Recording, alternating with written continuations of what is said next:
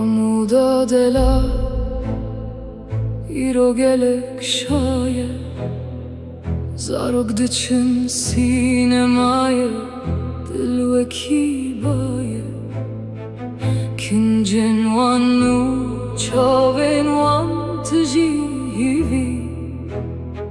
Kes nizane mirin lue dere ve şartiye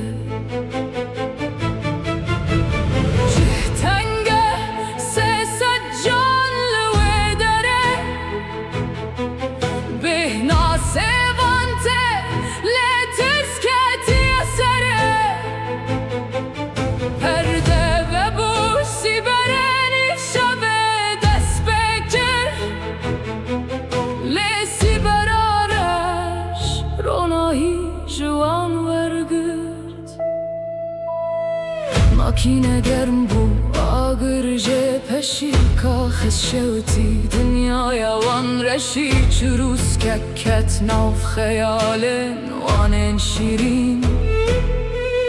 Kene zarokan bu yakirin ekberin Zarok reviyan berbederi ve herikin Le dergeh gürti bun hemule sakinin Desten büçük le darin hışk kıstın Zaroken kurdan dınava gırdaman tibun Dumane asman gürt nefes nemama Amuda renginde bin reşide vundama Hevalan desten ev girtin dına veşide Giyanin pak Firiya çun berbi behrekenude Mühemmed Seyyid Ağa Veki şere çole Xwavet navagir bo xatir ev tole Yek bi yek derxistin dozdeh canin geş Leye sezdehan de tavanlı servi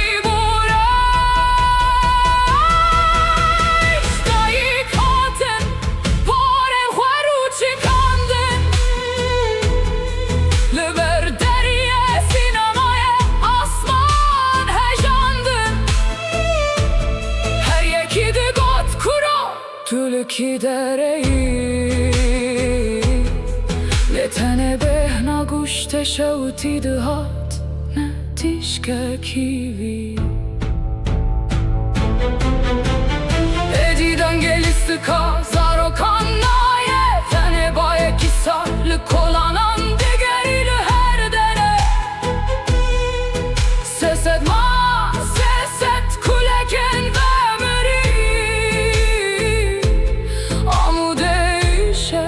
بخوینا دل خواگری نکزا بو اف نجی تن شوا تکیرش پلانه که پیس بو با کشتنا جیانا گش جیهان بدن ما کسی نبهیز تفقیری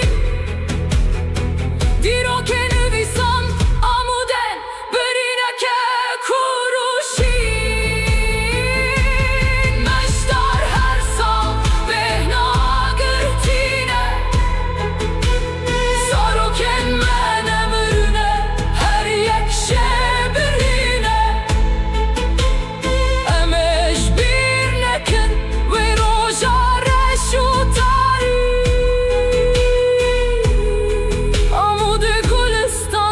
شهیدانه هر و هر لوی واری